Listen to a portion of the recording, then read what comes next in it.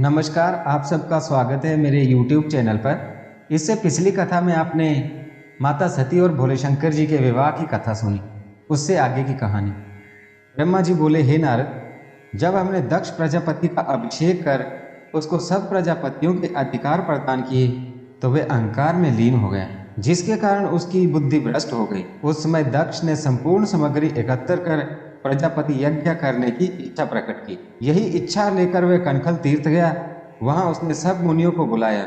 व्यास, कुकुम, गौतम, भारद्वाज, कश्यप, अंगिरा, वशिष्ठ, वामदेव, जामनी, पराशर, भृगु, दधीचि, नारद आदि को बुलाकर इसके अतिरिक्त संसार भर के समस्त देवता तथा ब्राह्मण को बुलाया।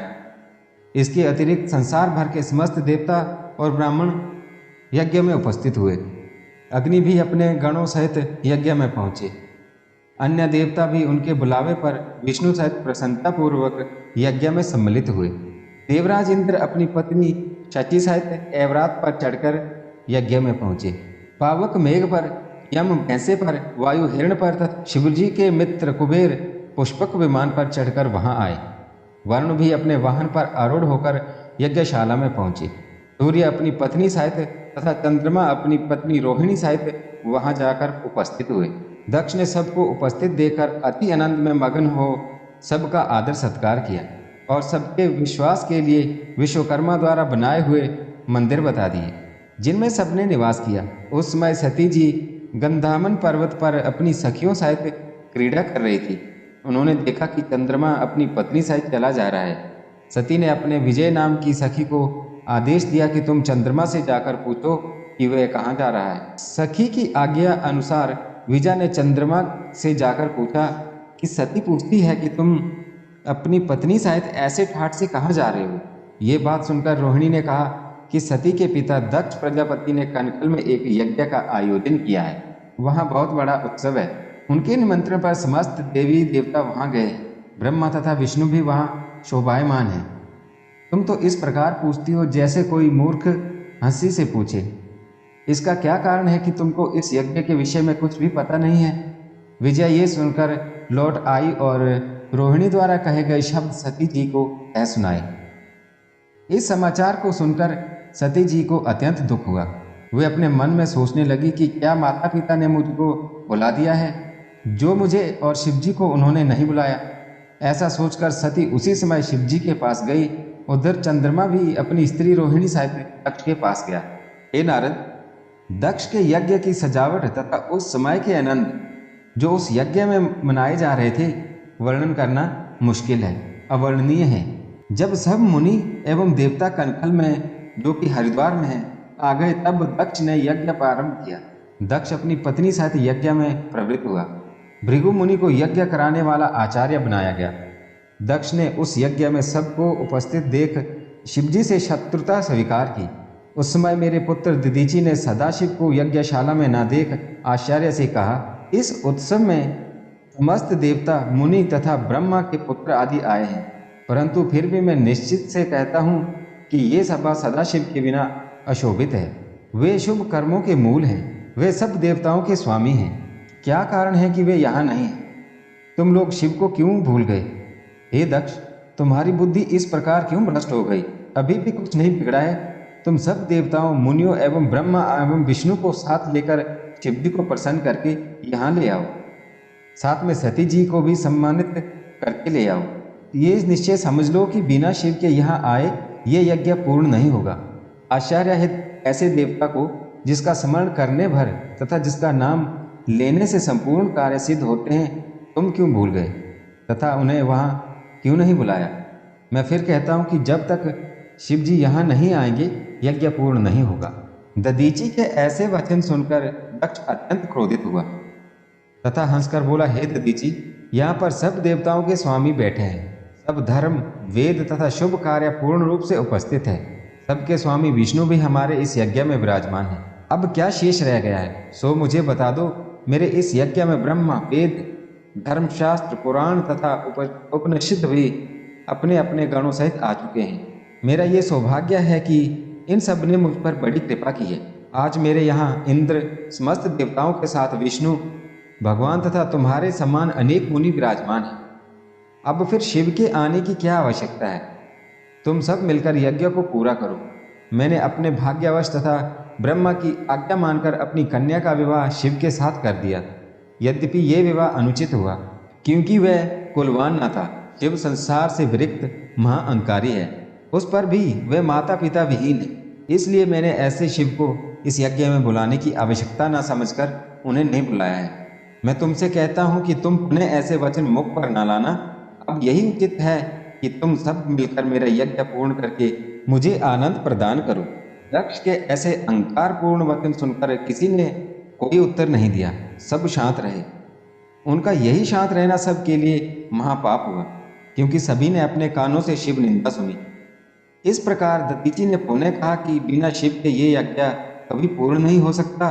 तुम सब धोखे में हो जो इसका अनुसरण कर रहे हो। ये दक्ष बड़ा अधर्मी तथा मूर्ख है जो शिव की निंदा कर रहा है। यदि इसने शिव को नहीं बुलाया तो ये यज्ञ भी पूरा नहीं होगा। जो इस यज्ञ में रहेगा वह भी दुख का भागी होगा। ये कहकर दधीचि उस सभा से उठकर चले गए और बहुत से मुनि भी दुखी होकर वहां से उठ गए।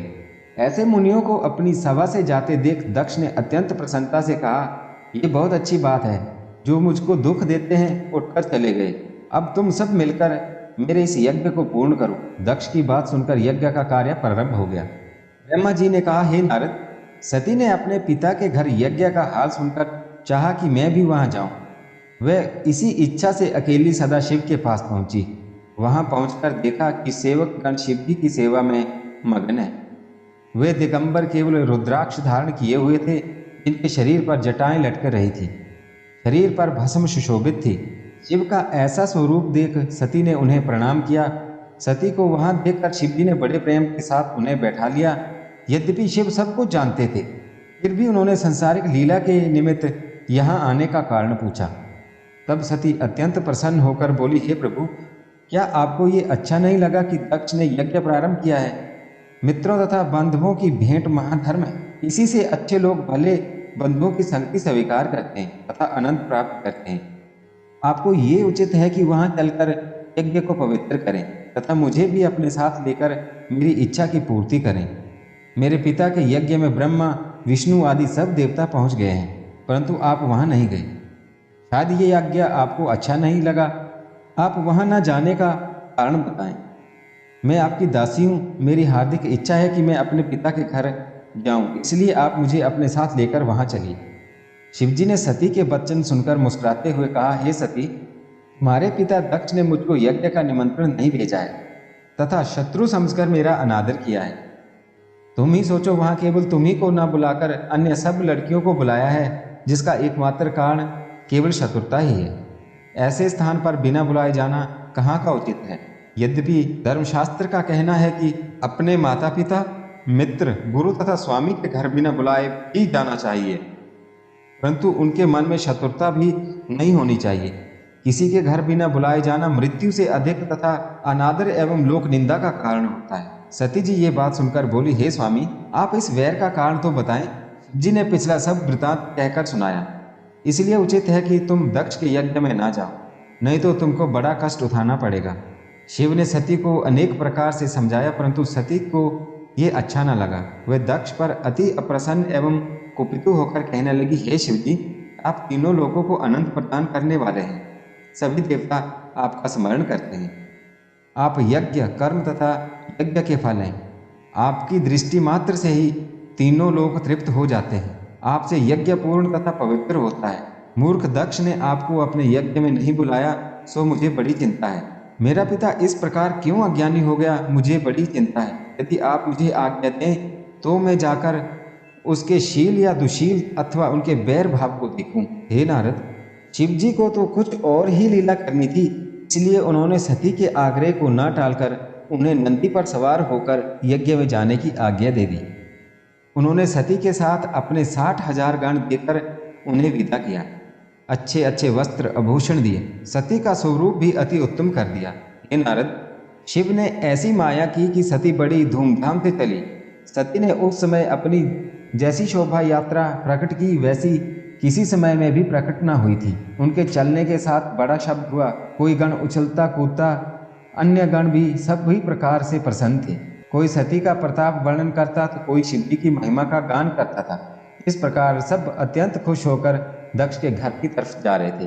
ब्रह्मा जी बोले, हे नारद, इस प्रकार सती दक्ष से भयभीत यज्ञशाला में पहुंची, परंतु वहां किसी ने उनसे बात तक नहीं पूछी, न किसी ने ये जाना कि ये जगत माता है। दक्ष ने तो अहंकार में उनसे कुशल तक भी नहीं पूछा। ये देखकर सती की बहनों ने जो वहां उपस्थित थी हंसकर सती की निंदा की। सती ने यज्ञ में सब देवताओं का स्थान देखा, परंतु वहां शिव जी का कोई स्थान नहीं था। तब वे मन में अत्यंत क्रोधित हुई।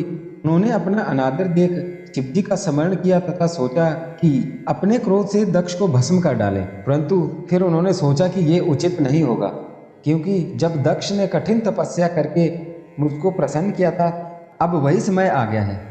सती ने पुनः इस बात पर विचार करके बहुत दुख प्रकट किया और मन में कहा कि मुझे अब बड़ा दुख है कि शिव जी बिना पुत्र के ही रहे और उन्हें मेरे विवाह का कोई फल नहीं मिला। मेरे सिवाय और कौन ऐसी स्त्री है जो मेरे पीछे शिव जी को प्रसन्न रख सकेगी? फिर शिव भी तो दूसरी स्त्री को अंगीकार नहीं करेंगे। अब मैं अपनी प्रतिज्ञा के अनुसार अपने शरीर को त्याग कर हिमाचल पर्वत के घर उत्पन्न होंगी तथा हिमाचल की पत्नी मुझे अपनी पुत्री समझेगी और मैं भी उसको अपनी माता समझकर आनंद प्राप्त करूंगी। तब मैं शिव जी के साथ पुनः ब्याही जाऊंगी। उस समय मेरी लज्जा समाप्त हो जाएगी तथा संसार के मनोरथ पूर्ण होंगे। सती ने ये सब बातें सोचकर दक्ष से क्रोधित होकर कहा, हे पिता, तुमने शिव जी को निमंत्रण क्यों नहीं भेजा? क्या तुम्हारी बुद्धि भ्रष्ट हो गई है? जिन मेरे स्वामी शिव से तीनों लोग पवित्र होते हैं, तुमने उन्हें नहीं बुलाया। बिना शिव जी के वह कर्म असिद्ध हो जाते हैं, तुमने ऐसे शिव को क्यों नहीं पहचाना? उन्होंने विष्णु से कहा, क्या तुम शिव को नहीं जानते, जिन्हें वेद सगुण एवं निर्गुण कहकर बखान करते हैं? मैंने तुमको अनेक बार समझाया है, परंतु फिर भी तुम धर्म मार्ग को भ्रष्ट करते हो। हे ब्राह्मण, तुम भी बुद्धिहीन हो गए हो। क्या तुम शिव के अपार बल को नहीं जानते? यद्यपि शिव ने तुमसे अनेक बार कहा कि फिर भी तुम्हें बुद्धि नहीं आई। तुम्हारे 5 मुख थे, तुमने शिव की निंदा की, इसलिए तुम्हारे 4 मुख शेष रहे। हे विष्णु, क्या तुम शिव की महिमा भूल गए, जबकि उन्होंने शंबर को जला दिया था? ये जानकर भी तुम इस यज्ञ में क्यों सम्मिलित हुए? सती ने फिर देवताओं से कहा, हे देवताओं, तुमने अपनी शुद्ध बुद्धि क्यों नष्ट कर दी? मैं समझ गई हूँ, तुम सब बड़े अभागे हो जो बिना शिव के इस यज्ञ में चले आए। हे भृगु, अत्रि, विशिष्ट, तुमने ये बात बुद्धि के विरुद्ध क्यों की? तुम्हें तो शाप देने की महान शक्ति है, क्यों तुम भी शिव जी की शक्ति को नहीं जानते? एक बार भगवान सदाशिव मगर का रूप धारण कर द्रविड़पुर को गए थे और वहां उन्होंने भक्त की परीक्षा के लिए कुछ लीलाएं की, परंतु मुनियों ने उन लीलाओं के रहस्य को न जानकर शिव जी को शाप दे डाला और उस शाप का प्रभाव उन्हीं के लिए प्रतिकूल हुआ। तब शिव जी ने अपने शिवलिंग को पृथ्वी पर गिरा दिया था, जिसके कारण वे पुनर्जीवित हो गए थे। इतना कहकर सती ने अत्यंत क्रुद्ध होकर ब्रह्मा तथा विष्णु से इस प्रकार कहा, हे ब्रह्मा, हे विष्णु, दक्ष ने जो कुछ किया है उसके मूल में तुम दोनों हो, क्योंकि तुम दोनों शिव जी के न आने पर भी इस यज्ञ में सम्मिलित हुए हो। तुमने जैसा कार्य किया है उसका फल तुम्हें भोगना पड़ेगा। आश्चर्य है कि जिन शिव जी द्वारा चारों वेद तथा संपूर्ण सृष्टि की उत्पत्ति हुई है, उन्हें तुम बिल्कुल नहीं पहचान सके। यदि तुम दोनों दक्ष के इस यज्ञ में नहीं आते तो दक्ष को इतना अहंकार कभी ना होता। यदि वहां उपस्थित देवता तथा ऋषि मुनि भी न आते, दक्ष की कभी भी ये हिम्मत नहीं होती कि वे शिव जी के विरुद्ध होकर कोई कार्य करते। तुम लोगों की बुद्धि वास्तव में भ्रष्ट हो गई है, जो तुम्हें दधीची मुनि का सभा से उठकर जाना भी अच्छा नहीं लगा।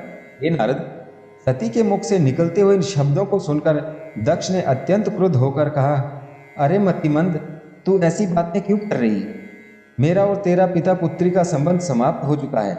यदि तेरी इच्छा हो तो तू यहाँ रुक, अन्यथा अपने घर चली जा।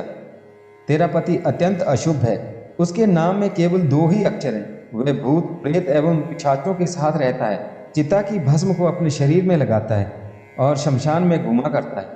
उनके माता पिता, कुल, जाति आदि का कुछ पता नहीं है। उसका वर्णन वेद में भले हो, परंतु उससे कोई शुभ लक्षण दिखाई नहीं देता। इसलिए मैंने उसे यहाँ नहीं बुलाया, क्योंकि ऐसे मूर्ख मनुष्य का यज्ञ में आना निषेध है, जो औरों के कहने पर तुझ जैसी अपनी श्रेष्ठ पुत्री का विवाह उस नंग धड़ंग औगड़ के साथ कर दिया। मुझे इस बात का बहुत बड़ा पछतावा है। तो मेरी बातों पर विचार करके अपना ये क्रोध त्याग दे। दक्ष की बातों को सुनकर सती पुनः क्रोधित हो उठी और अपने पिता की महापापी अनुमान कर बहुत दुखी हुई। वे बोली, शिवजी का अपमान कभी सुनना नहीं चाहिए। यदि कोई व्यक्ति शिवजी की निंदा कर रहा तो सुनने वाले को उचित है कि वे वहां से चल जाए और अपने शरीर को अग्नि में जलाकर भस्म कर दे। इसके विपरीत चलने से महापाप होता है। जो व्यक्ति शिवजी की निंदा करता है वह उस समय तक नरक में पड़ा रहता है जब तक कि इस ब्रह्मांड में सूर्य और चंद्रमा है। ये बात वेद के कथन से भी पक्की होती है। इस प्रकार कहकर सती अपने मन में अत्यंत पछताती हुई सोचने लगी कि मैंने यहाँ आकर शिवजी की निंदा अपने कानों से सुनी, ये अच्छा नहीं हुआ। उन्हें इस बात से और भी अधिक दुख हो रहा था कि वे यहाँ किस लिए आई और अब कौन सा मुंह लेकर शिवजी के पास लौटेगी। वे सोचने लगी कि यद्यपि शिवजी के श्री चरणों का दर्शन प्राप्त करना मेरे लिए अत्यंत आवश्यक है, परंतु अब भला किस मुंह से मैं उनके पास जाऊं। मुझे तो दोनों ही प्रकार से कठिनाई दिखाई देती है। हे नारद, इस प्रकार विचार करने के उपरांत सती अत्यंत क्रुद्ध होकर शिव नाम का जोर जोर से उच्चारण करने लगी। उन्होंने किसी की भी प्रतिष्ठा का ध्यान न रखते हुए यज्ञशाला में उपस्थित सब लोगों को धिक्कारते हुए कहा, हे उपस्थित सभासदों, मैं तुम लोगों से ये बात सत्य ही कह रही हूँ कि इस समय तुम्हारी बुद्धि नष्ट हो गई है। अंत में तुम्हें बहुत अधिक पछताना पड़ेगा। तुम में से अनेक मारे जाएंगे और अनेक भागकर किसी गुप्त स्थान पर छिप जाने के लिए विवश होंगे। इस सभा में जिसने भी शिवजी की निंदा सुनी और जिसने ये सब सुना है उन सबको महापाप लगा है। सभासदों से इस प्रकार कहकर वे दक्ष से बोली, हे दक्ष, तुमने शिवजी की बहुत निंदा की है, अतः तुम्हें भी बहुत पछताना पड़ेगा। शिवजी सबको सुख देने वालों और सबके स्वामी हैं, पर तुम उन्हें साधारण देवताओं की भांति ही समझ रहे हो। तुम्हें ये नहीं मालूम कि वे संपूर्ण सृष्टि के सबसे बड़े हितैषी हैं। तुम्हें अपनी करनी का फल शीघ्र ही मिलेगा। हे दक्ष, वेद में मनुष्य के 3 प्रकार कहे गए हैं। जो किसी के गुण तथा शील में दोष लगाता है उसे अधम कहा गया है। जो किसी के पाप तथा पुण्य का सच्चा वर्णन करता है उसे मध्यम कहा गया है। और जो किसी के पापों को छिपाते हुए केवल उसके सद्गुणों का ही वर्णन करता है उसे उत्तम की संज्ञा दी गई है। इन तीनों में से जो सर्वोत्तम प्राणी होते हैं वे अन्य लोगों के केवल गुण का ही वर्णन करते हैं, अपितु वे सबको अपने कृत्य द्वारा प्रसन्न भी रखते हैं। मैं इन 3 प्रकार के प्राणियों का विचार करते हुए ये निष्कर्ष निकाल रही हूँ कि तुम अधम प्रकार के, क्योंकि तुमने शिवजी की झूठी निंदा की है। मिथ्या भाषण, अहंकार, क्रोध, लोभ आदि जितने भी बड़े पाप हैं उन सब में महान पाप किसी दूसरे की निंदा करना है। तुम जो ये कहते हो कि शिव नाम के केवल 2 ही अक्षर हैं, सो तुम्हें ये जान लेना चाहिए कि ये 2 अक्षर इतने प्रभावशाली हैं कि जो मनुष्य इन्हें अपने मुख से निकालता है उसके संपूर्ण पाप भस्म हो जाते हैं। ऐसे पवित्र नाम की निंदा करना भी उचित नहीं, परंतु तुम अपने अज्ञान के कारण इस बात को नहीं पहचानते। शिवजी अनादि, अप्रमेय तथा महान है। उनसे द्वेष रखने वालों का कभी भी कल्याण नहीं होता। जिन लोगों ने शिवजी की वास्तविक महिमा को पहचान लिया है वे सदैव उन्हीं के प्रेम में मग्न रहते हैं। ये मेरा शरीर तुम्हारे द्वारा उत्पन्न हुआ है। मैं अपना खेद नष्ट करने के निमित्त अब इसे अवश्य त्याग दूंगी, क्योंकि शिव निंदक पिता की पुत्री कहना मुझे सहन नहीं होगा। हे दक्ष, तुमने जो ये कहा कि शिवजी कोई कर्म नहीं करते और अशुभ वेशधारी हैं, उनका उत्तर यह है कि वे परम ब्रह्म शरीर रहित एवं अनादि हैं। माया को ग्रहण किए रहने के कारण ही वे अपना ऐसा अमंगल वेश बनाए रखते हैं। भला उन्हें किसी कर्म से क्या प्रयोजन है। तुमने जो ये कहा कि वे चिता भस्म लगाने वाले हैं, नगन, निर्धन तथा अवधूत हैं, उसका उत्तर केवल यही है कि मुझे उनका यही स्वरूप देखकर प्रसन्नता होती है। उनके उस स्वरूप के अतिरिक्त किसी अन्य रूप को देखना मुझे स्वीकार नहीं है। अब मैं अपने निश्चय अनुसार अपने को भस्म करती हूँ, क्योंकि जिससे शिवजी को प्रसन्नता की प्राप्ति होगी। इतनी कथा सुनकर ब्रह्मा ने कहा, हे नारद, ये कहकर सती उत्तर दिशा की ओर मुंह करके पृथ्वी पर बैठ गई। उन्होंने स्नान करने के उपरांत अपने संपूर्ण शरीर को वस्त्रों से लपेट लिया। उसके पश्चात योग धारण कर विधि पूर्वक आसन लगाते हुए प्राणायाम किया। सर्वप्रथम उन्होंने समान वायु को नाभि चक्र में लाकर उद्दान वायु को ऊपर चढ़ाया और शिवजी की सुंदर मूर्ति को अपने हृदय में स्थापित किया। तदुपरांत उन्होंने अपने भौहों के पीछे दृष्टि जमाते हुए पति के चरणों का ध्यान किया और अग्नि तथा वायु को उत्पन्न कर दिया। इस पवित्र अग्नि तथा वायु के द्वारा उन्होंने अपने उस निष्पाप शरीर को भस्म कर दिया। इस दृश्य को देखकर सब और हाहाकार मच गया। यज्ञशाला में उपस्थित सभी लोग अत्यंत भयभीत तथा दुखी हुए और दक्ष की पत्नी वीरनी शोकाकुल हो गई।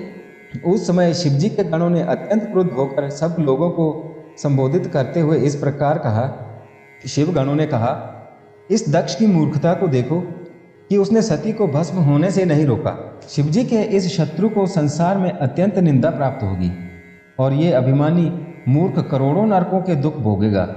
इतना कहकर वे सब दक्ष को जान से मार देने तथा यज्ञ को भ्रष्ट करने के निमित्त अपने स्थान से खड़े होकर आगे बढ़े। उनके हृदय की इच्छा को जानकर भृगु ऋषि ने यज्ञ की रक्षा के निमित्त यज्ञ कुंड में एक पवित्र आहुति डाली। उस पवित्र आहुति के पड़ते ही यज्ञ कुंड द्वारा एक सहस्त्र अत्यंत बलवान तथा धैर्यवान दैत्य की उत्पत्ति हुई, जो संसार में ऋभु नाम से प्रसिद्ध हुए। वे महानायक स्वरूप धारण किए हुए थे। शिवजी के गणों के सामने जा खड़े हुए। उस समय शिवजी ने ये चरित्र किया कि उन्होंने अपने गणों के बल को चुपचाप हर लिया, जिसके कारण वे अत्यंत निर्बल हो गए और भयभीत होकर हाहाकार करने लगे। उनके विलाप को सुनकर वहां उपस्थित अन्य शिवगण भी आश्चर्यचकित रह गए। जब उन सब ने ये देखा कि वे उन दैत्यों से युद्ध करने में सशक्त हैं और सती के वियोग को सहन करने में असमर्थ हैं, तो उन्होंने अपनी स्वामिनी के साथ ही अपने प्राण दे दिए। इस प्रकार जिस स्थान पर सती ने अपना शरीर त्यागा था, उसी स्थान पर शिवजी के 20 सहस्त्र गण भी मृत्यु को प्राप्त हो गए। हे नारद, इस दृश्य को देखकर सभा में उपस्थित सभी लोग अत्यंत चिंतित हुए। उस समय मेरा तथा विष्णु का श्वास शीघ्रतापूर्ण चलने लगा। पहले तो सब लोग मौन खड़े थे, फिर कोई विष्णु की स्तुति करने लगे तथा कोई किसी अन्य की प्रार्थना करने लगे। इस प्रकार संपूर्ण यज्ञशाला में दुख भर गया। प्रसन्नता और आनंद का कोई भी चिन्ह शेष न रहा। अकेले दक्ष की मूर्खता के कारण उस महापाप का भागी सभी को होना पड़ा। उसके बाद जो थोड़े से शिवगण शेष रह गए थे, उन्होंने शिवजी के पास पहुंचकर संपूर्ण वृत्तांत कह सुनाया। वे बोले, हे प्रभु, दक्ष ने सती जी का अत्यंत अपमान किया। अकेली दक्ष पत्नी ही ऐसी थी जिन्होंने उनका हृदय से स्वागत किया। अपने गणों द्वारा ये समाचार प्राप्त कर शिवजी अत्यंत क्रुद्ध हुए। उस समय तुमने अर्थात नारद ने भी शिवजी के पास पहुंचकर जो कुछ घटना घटित हुई थी उसे ज्यों का त्यों कह सुनाया और ये कहा कि वेद के बताए अनुसार आपको उचित है कि आप उन महापापियों को दंड अवश्य दें। यदि आप दक्ष को दंड नहीं देंगे तो वेद की आज्ञा और धर्म का मार्ग मिथ्या हो जाएगा। देवताओं को दंड न देना भी नीति के विरुद्ध कार्य है। इसके अतिरिक्त एक बात यह भी है कि यदि आप दक्ष को दंड नहीं देंगे तो दधीचि ऋषि का वचन भी मिथ्या हो जाएगा। खेद की बात तो यह है कि ब्रह्मा और विष्णु ने भी दधीचि ऋषि के शब्दों पर कोई ध्यान नहीं दिया और दक्ष से ऐसा निंदनीय कर्म करा दिया। हे नारद, तुम्हारी बात को सुनकर शिवजी ने अपने मन में विचार किया कि यद्यपि ब्रह्मा, विष्णु, देवता, ऋषि, मुनि एवं ब्राह्मण मुझे अति प्रिय हैं, तो भी वेद की आज्ञा सबसे ऊंची है।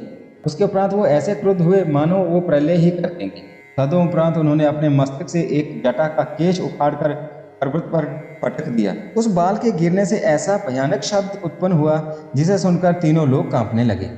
वह जटा का केश टूटकर 2 बराबर के टुकड़ों में अलग अलग बंट गया। तब उसकी जड़ की ओर वाले टुकड़े से वीरभद्र की उत्पत्ति हुई। उन वीरभद्र का शरीर अत्यंत कृष्णवर्ण था और उनके बाल काली घटा के समान घने तथा शांत थे। वे प्रज्वलित अग्नि के समान लग रहे थे। वे इतने ऊंचे थे मानो अनायास ही आकाश को छू लेना चाहते हो। वे महाभयानक शस्त्रों को लिए हुए थे। अपने हृदय में युद्ध करने की बड़ी प्रबल आकांक्षा थी। उनकी भौहें चढ़ी हुई धनुष की भांति बहुत टेढ़ी थी। वे भयानक शब्द करते हुए सिंह के समान गरज रहे थे। उनके 3 मस्तक और 1 शस्त्र भुजाएं थी। वे शिवजी को प्रणाम करते हुए अपने स्थान पर निश्चल भाव से खड़े हुए। उसी समय शिवजी के रोम कूपों द्वारा अन्य सहस्त्रों गणों की उत्पत्ति हुई, जो शरीर, बल तथा स्वरूप में वीरभद्र के समान ही प्रतीत होते थे। शिवजी की आज्ञा अनुसार कैलाश पर्वत पर खड़े हुए वे परम भयानक शब्दों का उच्चारण अपने मुख से कर रहे थे। जटा के एक टुकड़े से तो इन सेना की उत्पत्ति हुई और दूसरे टुकड़े से श्री महाकाली प्रकट हुई। उन महाकाली के साथ करोड़ों भूत, प्रेत आदि भी उत्पन्न हुए। वे अनेक प्रकार के नाचने, कूदने तथा लीलाएं करने लगे। उस समय क्रोधमय अवस्था में भगवान शिव की नासिक द्वारा जो श्वास निकले उनसे 100 प्रकार तथा 13 प्रकार के सन्निपातों की उत्पत्ति हुई, जो संसार में अनेक प्रकार के उपद्रव मचाते रहते हैं। इस प्रकार पलक मारते मारते शिव गणों की भयानक सेना उपस्थित हो गई। ऐसा प्रतीत होता था कि वह उसी समय संपूर्ण सृष्टि को नष्ट कर डालेगी। हे नारद, इसके पश्चात वीरभद्र ने अपने हाथ जोड़कर शिवजी को प्रणाम करते हुए कहा, हे प्रभु, आप जो उचित समझें वह आज्ञा हमें दीजिए। यदि किसी ने आपका अपमान किया हो तो वह साक्षात महाकाल ही क्यों न हो, हम उसे भी नष्ट कर डालेंगे। ये सुनकर शिवजी ने कहा, हे वीरभद्र, दक्ष प्रजापति ने अहंकार में भरकर कनकल में एक यज्ञ रचाया है। उसने शत्रुता करके हमें यज्ञ का निमंत्रण नहीं दिया। जब सती लोक रीति के अनुसार उसके घर पहुंची तो उसने उन्हें भी अपमानित किया। हमारे ऐसे अपमान को देखकर सती उस यज्ञ कुंड में जलकर भस्म हो गई, परंतु किसी ने उन्हें नहीं रोका। इसके अतिरिक्त हमारे परम भक्त दीची ऋषि ने उस सभा को श्राप दिया है कि उन लोगों को शिवजी का अपमान करने का फल अवश्य मिलेगा। तुम लोग दक्ष के यज्ञ में जाकर उन्हें भ्रष्ट कर डालो और हमारा अपमान करने वाले दक्ष का मस्तक काट डालो। दुर्वासा, कौशिक, मार्कंडेय, काम्बु, उपमन्यु, इंद्र, गौतम, पुल्ला, बृहस्पति तथा सनकादि चारों भाई जो मेरे परम भक्त हैं, वे सब भी निराश होकर यज्ञशाला से उठकर चले गए हैं और ये शाप दे गए हैं कि ये यज्ञ नष्ट हो जाएगा। मैं अपने उन भक्तों का वचन सत्य करने के लिए तुम्हें ये आज्ञा देता हूँ कि तुम गणों को साथ लेकर निर्भय होकर दक्ष के यज्ञ में जा पहुँचो और उन्हें किसी प्रकार का कुछ भी विचार न करते हुए जिसको जो उचित हो वह दंड दो। शिवजी की ये आज्ञा को सुनकर वीरभद्र ने अत्यंत प्रसन्न हो महाभयानक स्वर में गर्जना की। तदोपरांत उन्होंने शिवजी की परिक्रमा एवं स्तोत्रों द्वारा स्तुति की। फिर वे करोड़ों गणों की सेना एक महाकाल को साथ लेकर दक्ष यज्ञ को विध्वंस करने के लिए वहां से चल दिए। इस कथा में इतना ही। इससे आगे की कथा